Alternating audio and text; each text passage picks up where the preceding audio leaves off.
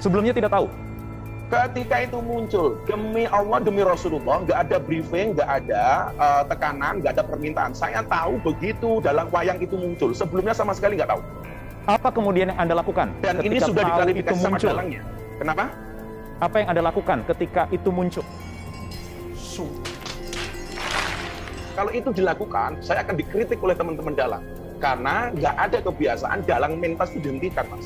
Gitu. Ya. Masalah dikritik dalang, antum itu seorang dai. Harusnya antum itu lebih takut kalau dikritik ulama daripada takut dikritik seorang dalang. Dia tidak nyebut nama ketika pentas itu. Kalau kemudian itu ada interpretasi, waktu itu ya silakan penonton yang menilai. Walaupun tidak disebut nama, tapi semua orang tahu netizen kita ini nggak butuh-butuh amat. Pertanyaannya, kalau bukan Ustadz Khalid, lalu siapa? Apa hanya tokoh imajinasi yang dibuat seniman? Kalau hanya tokoh imajinasi, kenapa bisa mirip dengan Ustadz Khalid Basalamah? Ya, dan saya nggak tahu adegan itu akan terjadi. Saya minta maaf karena kegaduhannya. Kalau soal konten dan isinya, wa syahadatiz zur, dan hati-hati kesaksian palsu. Nabi ulangi lagi, hati-hati kesaksian palsu. Assalamualaikum brother dan sister filah. Alhamdulillah kita bisa jumpa lagi di video kali ini. Simu teman saja and welcome back to my channel. Oke sahabat filah, pada video kali ini kita akan reaction dan mengupas kejanggalan dari video klarifikasi Gus Miftah. Apakah Gus Miftah ini jujur atau tidak? Kita lihat videonya. Yang perlu dipahami, dalang itu punya otoritas. Sehingga lakon yang dipentaskan itu ya terserah dalang. Saya pun tidak tahu kemudian ada adegan seperti itu. Saya ketemu adegan itu ketika adegan itu dipentaskan. Jadi kalau Gus, kemudian, mohon maaf saya potong karena waktu kita juga terbatas, Gus. Jadi Anda juga baru mengetahui kemunculan sosok wayang berjenggot yang diasosiasikan dengan tokoh ulama tertentu itu ketika itu muncul adegan itu. Sebelumnya tidak tahu? Ketika itu muncul, demi Allah, demi Rasulullah, nggak ada briefing, nggak ada tekanan, nggak ada permintaan. Saya tahu begitu dalam wayang itu muncul. Sebelumnya sama sekali nggak tahu. Oke sahabat filah, anak akan memberikan sedikit komentar. Masa panitia kok gak tahu kalau nantinya ada wayang Ustadz Khalid Basalamah yang diperagakan? Bukankah yang harusnya bertanggung jawab atas suatu acara itu panitia? Yang menata wayang dan nyiapin wayang kan juga panitia harusnya. Yang perlu dicatat, saya tiap tahun tuh wayangan sebelum pandemi. Bahkan setahun bisa 2 kali. Artinya, memang tahun ini niat untuk wayangan. Kalau kemudian wayangan ini dikira merupakan respon dari persoalan wayang yang terjadi, saya pikir kurang pas. Nah, dan kalau memang acara ini murni hanya nanggap wayang biasa, kenapa posternya ada tulisan dalang menggugat? Lalu ada hashtag wayang tidak haram. Lalu ini dilakukan saat video Ustadz Khalid Basalamah viral. Lalu isi ceramahnya pun dan visi Gus Miftahnya saat itu juga seolah menyindir ceramah Ustadz Khalid Basalamah. Dimusnahkan. Kemudian apa jawaban dari Ki Warseno? Itu beliau bilang ini ekspresi kami sebagai dalang dan dia tidak nyebut nama ketika pentas itu. Kalau kemudian itu ada interpretasi, waktu itu ya silakan penonton yang menilai.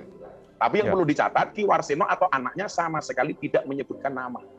Ya, tidak menyebutkan nama, tapi kita tahu siapa asosiasinya karena konteksnya, Gus. Konteksnya, waktunya juga berdekatan. Nah, itu kan interpretasi video yang dikeluarkan oleh Khalid Basalamah. Itu kan interpretasi penonton. Sama halnya ketika Mas Wahyu melihat itu mau menginterpretasikan siapa, itu tergantung dari sudut pandang. Ya mohon maaf, kalau hanya yang berjenggot, saya juga berjenggot, Mas. Tapi mungkin jenggot saya nggak makin baca tentang Oke. Yang berjenggot tidak nyebut. Dan masalah katanya ini bukan wayang Ustadz Khalid Basalamah karena dalang tidak menyebut nama. Ikhwan fillah, orang awam saja bisa menilai muka dari wayang itu mirip siapa. Walaupun tidak disebut nama, tapi semua orang tahu netizen kita ini nggak butuh-butuh amat. Pertanyaannya, kalau bukan Ustadz Khalid, lalu siapa? Apa hanya tokoh imajinasi yang dibuat seniman? Kalau hanya tokoh imajinasi, kenapa bisa mirip dengan Ustadz Khalid Basalamah? Masa hanya kebetulan? Jadi, kalian bisa pikir sendiri, beliau itu jujur atau tidak? Kalau saya husnuzon, dia jujur. Karena mungkin saja beliau tiba-tiba hilang ingatan. Apa kemudian yang Anda lakukan? Dan ini sudah diklarifikasi sama dalangnya. Kenapa? Apa yang Anda lakukan ketika itu muncul? Jadi begini, begitu muncul, nggak mungkin saya menghentikan pentas menghentikan itu di tengah-tengah pentas. Karena saya akan masuk ke domainnya dalang. Dan kalau itu dilakukan, saya akan dikritik oleh teman-teman dalang. Karena nggak ada kebiasaan dalang mentas itu dihentikan, Mas. Gitu. Selanjutnya, Kenapa setelah tahu ada wayang mirip Ustadz Khalid Basalamah, Gus Miftah malah ketawa-ketawa dan menikmatinya, dan tidak datang langsung ke belakang dalangnya dan menasihatinya kalau memang tidak bisa memberhentikannya, setidaknya ceritanya bisa dirubah, gitu kan ya? Masalah dikritik dalang, antum itu seorang dai, harusnya antum itu lebih takut kalau dikritik ulama daripada takut dikritik seorang dalang. Katanya menghentikan dalang saat main wayang itu tidak etis. Lalu bagaimana dengan Banser yang membubarkan pengajian para ulama dan asatidz seperti Ustadz Felix Xiao, Ustadz Abdul Somad, Ustadz Hanan Ataki, bahkan Ustadz Khalid Basalamah pun juga pernah dibubarkan kajiannya oleh Banser ini.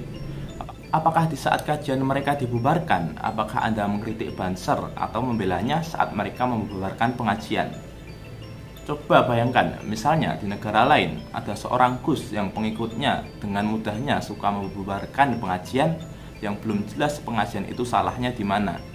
Dan Gusnya sendiri tak mampu menghentikan dalang yang jelas-jelas menghina seorang ustadz di depan matanya. Di mana logika dan hatinya? Oke, kita kembali ke topik. Saya berhusnuzon saja apa yang diceritakan Gus Miftah tadi benar adanya, tapi kejanggalan selanjutnya yang paling fatal adalah kenapa setelah pewayangannya selesai, Gus Miftah tidak melarang mereka untuk menguploadnya di media sosial. Padahal dia tahu ini bakal jadi polemik. Bahkan beliau pun juga ikut menguploadnya di sosmed beliau. Maka setelah selesai baru saya ngomong, ini adegan ini pasti akan menimbulkan kontroversi. Saya cuma menyatakan demikian kepada dalangnya setelah acara selesai. Oke, mungkin kalian bisa memberikan jawabannya, tulis di kolom komentar.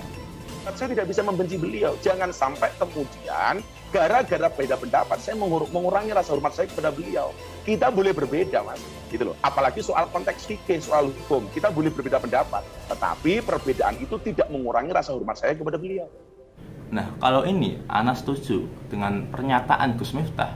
Tapi kenapa ucapan beliau sepertinya tidak sesuai dengan perbuatannya? Harusnya dia akan menjelaskan Ustadz Khalid itu memilih pendapat musik haram dan juga melarang memajang lukisan makhluk hidup. Dan di sisi lain ada ulama yang mengambil pendapat musik itu mubah dan membolehkan lukisan 2 dimensi dan hanya mengharamkan patung yang utuh. Jadi kita harus toleran. Tapi isi ceramah beliau justru menyindir, bahkan sampai membuat puisi untuk menyindir Ustadz Khalid Basalamah. Betapa luas iblis itu menghamparkan hijab dari kekerdilan otaknya hingga menutupi sinar matahari junjungan kita. Kamu siapa? Aku tahu jenggotmu panjang tapi belum tua. Wajar tak tahu budaya dan tak tahu tata krama. Goblok, soalnya mau ngaji nih buat tentang pondok pesantren, tapi ngaji nih namung tabayatu buyutuba.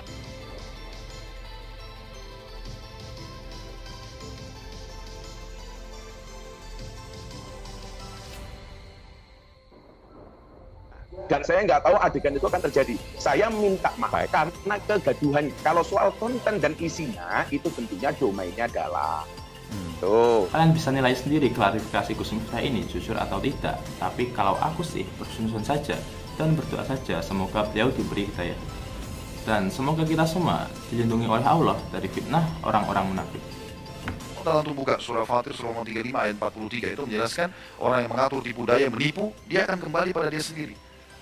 Jangan menghayal teman-teman seakan-akan Allah nggak tahu, kita tidak akan dihukum.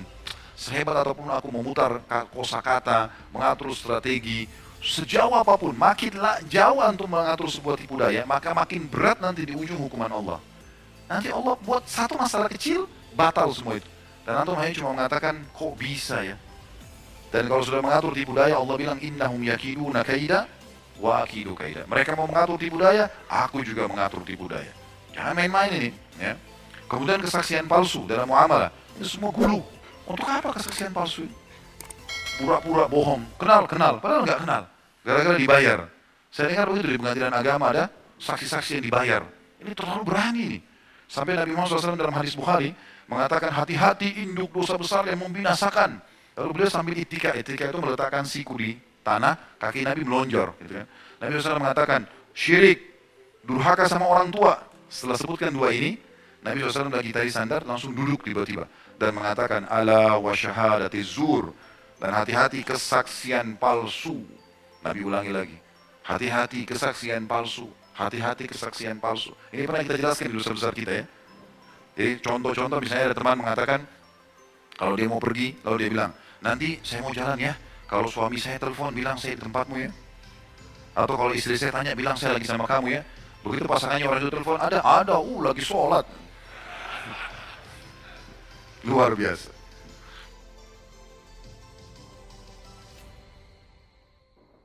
Oke brother dan sister Filah, mungkin segitu dulu untuk video kali ini. Mohon maaf jika ada salah kata. Jika kalian ada pendapat atau pertanyaan, langsung saja isi di kolom komentar. Jika video ini berfaedah, klik subscribe dan aktifkan lonceng notifikasinya. Dan yang terpenting, share video ini agar kebaikan ini tidak terhenti di kamu saja. Wallahu a'lam bishawab. Barakallahu fikum.